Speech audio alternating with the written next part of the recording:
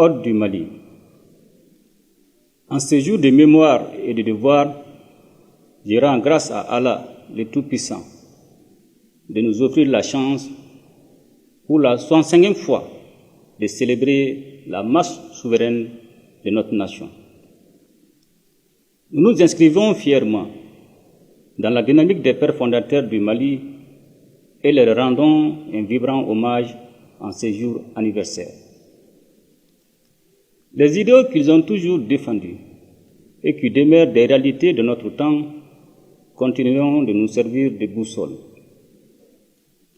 Au président Modibo Keïta et à ses compagnons de lutte, la nation malienne exprime sa reconnaissance pour l'éveil des consciences. Mes chers compatriotes, en plaçant les forces armées et de sécurité au cœur de l'action gouvernementale, notre ambition commune est de disposer d'une armée autonome, capable d'assurer la défense souveraine du territoire national, de protéger les intérêts fondamentaux du Mali, de contribuer à la sécurité et à la stabilité régionale et internationale. Les récentes attaques lâches des groupes armés terroristes contre les civils innocents traduisent largement leur désarroi face à l'intensification de la pression des forces armées et de sécurité sur le terrain. J'invite les populations à ne pas céder à la désinformation de ces groupes sans foi ni loi. Nous devons plus que jamais rester unis et solidaires face à l'illusion des imposteurs et de leurs sponsors étatiques. C'est uni dans l'action que nous réaliserons notre souveraineté. De 2020 à nos jours, de nombreuses initiatives pour le renforcement et le rayonnement des forces armées et de sécurité ont été prises à travers le plan Dugukoloko. Élaboré en 2024, nous avons pu davantage restaurer l'autorité de l'État et réaffirmer notre souveraineté sur toute l'étendue du territoire national.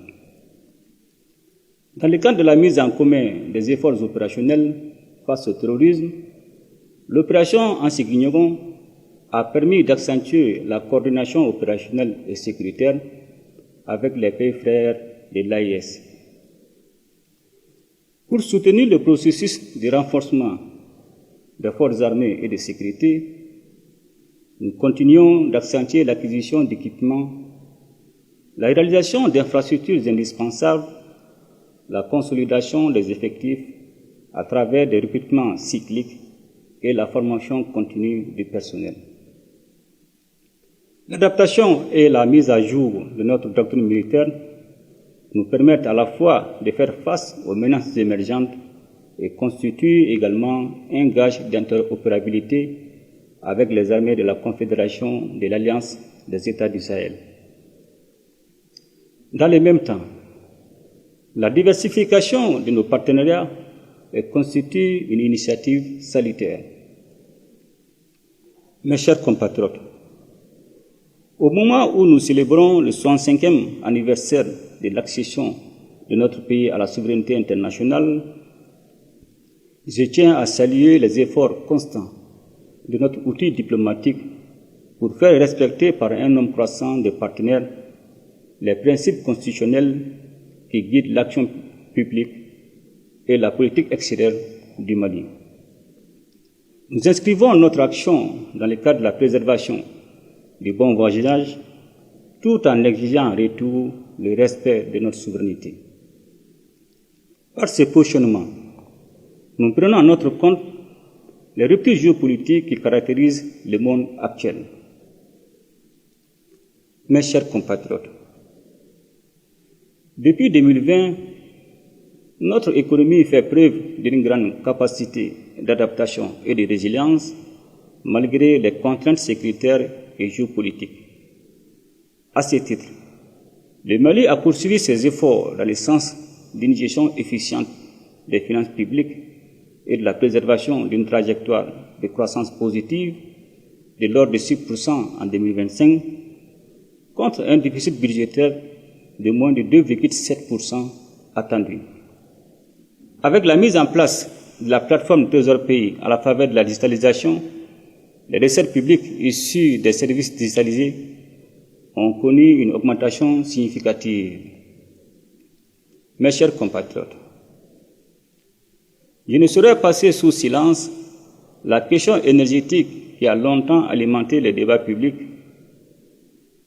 Grâce à la participation patriotique du peuple malien au fonds de soutien aux infrastructures de base, la fourniture d'électricité s'est améliorée. Les centrales solaires de Safo, Sanankourouba et Tchakadougou avancent de manière satisfaisante et la création de l'Agence nationale des énergies renouvelables constitue une réforme majeure pour relever le défi du mix énergétique. Mes chers compatriotes, l'exploitation des ressources minérales de notre pays a connu une profonde mutation ces dernières années. En effet, le nouveau code minier, avec toutes les innovations qu'il apporte dans la gestion des ressources minérales, a commencé à produire ses effets à la suite du basculement des sociétés minières existantes et l'entrée progressive dans son champ d'application de toutes les autres sociétés à l'occasion du renouvellement éventuel de leurs titres. L'une des avancées majeures réside dans le lancement des travaux de la future raffinerie d'or du Mali en partenariat avec la Russie. Dans le cadre de la stratégie nationale pour l'émergence et le développement durable 2024-2033, les réformes se poursuivent pour améliorer le climat des affaires et accélérer la digitalisation. Mes chers compatriotes, dans le cadre de la modernisation de notre administration, je me réjouis de constater les efforts importants engagés pour la mise en place du système intégré de gestion des ressources humaines de la fonction publique de l'État et des collectivités territoriales. Mes chers compatriotes, ce 65e anniversaire de notre indépendance coïncide comme par un signe des temps avec l'adoption de la Charte pour la paix et la réconciliation nationale, un document de référence qui fixe désormais le cap pour la résolution durable des conflits dans notre pays. Elle vise par le dialogue à consolider l'indépendance et la souveraineté nationale, à stabiliser les pays, à favoriser le retour de la paix et à créer les conditions indispensables pour la relance économique et la bonne gouvernance. C'est le lieu de saluer les efforts inlassables des femmes et des hommes qui œuvrent au quotidien pour la pacification de notre pays. Aussi, la détermination du gouvernement a permis des réalisations majeures dans le cadre de la consolidation de la paix et de la cohésion sociale, sans lesquelles tout processus de développement serait voué à l'échec. Mes chers compatriotes, notre justice a connu de profonds changements ces dernières années, favorisant un accès facile des citoyens à la justice, ainsi qu'une meilleure administration de celle-ci pour répondre aux attentes pressantes des populations. S'agissant des réformes courageuses engagées, je salue les innovations majeures qui ont permis d'améliorer les conditions de poursuite des infractions liées à la corruption et à la délinquance économique et financière. Face à la persistance et à la gravité des litiges fonciers dans notre pays, il est prévu très prochainement la création d'un pôle national chargé du foncier. Mes chers compatriotes, dans le cadre de la refondation de notre système de santé, les États généraux de la santé se sont tenus en décembre 2024. Un plan décennal a été établi pour la prise en compte des grandes recommandations faites à cette occasion. Une plus grande attention sera accordée à l'accessibilité des services de santé à la population au renforcement des capacités des ressources humaines, à la solidarité et à la lutte contre l'exclusion. Ainsi, pour améliorer la distribution des services de santé, les centres de santé de référence de cet arrondissement de Bamako seront érigés en hôpitaux de district. De nouveaux hôpitaux de district seront réalisés à Bla et à Kangaba. Ces nouveaux hôpitaux de district verront le jour dans les régions de San, Kouchala, Bukuni, Djoila, Nyoro, Bajangara et Koulikoro. À ces infrastructures s'ajoutent d'autres hôpitaux régionaux pour renforcer notre dispositif sanitaire. Mes chers compatriotes, la jeunesse et la promotion de la femme et de la famille sont à l'avant-garde des réformes en cours.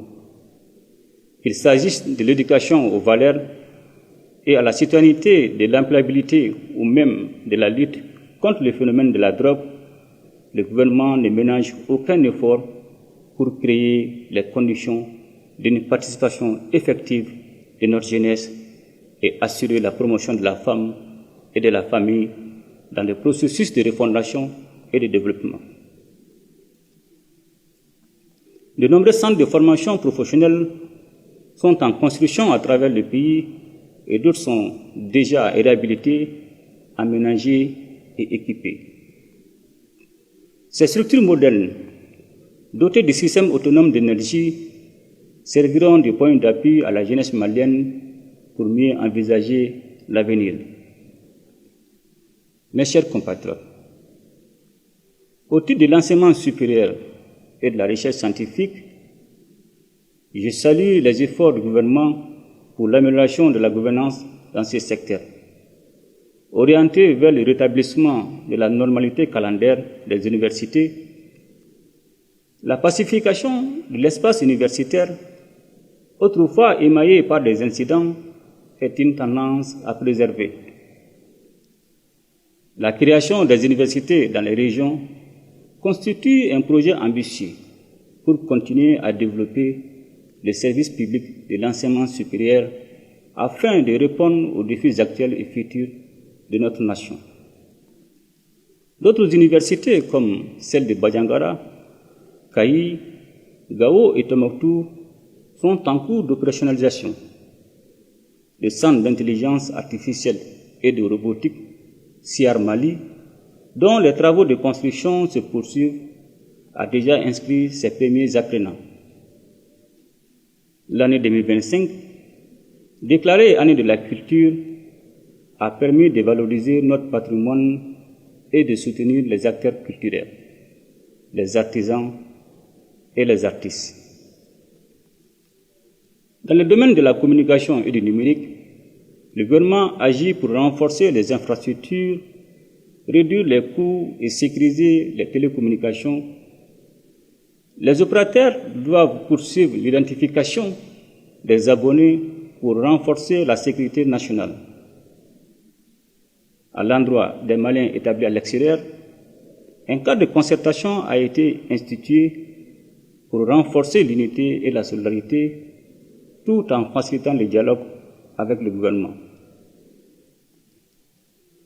Tout en saluant l'engagement et la résilience du peuple malien aux côtés des autorités de la transition à cette phase décisive de notre histoire commune, je souhaite à toutes et à tous une bonne et heureuse fête de l'indépendance.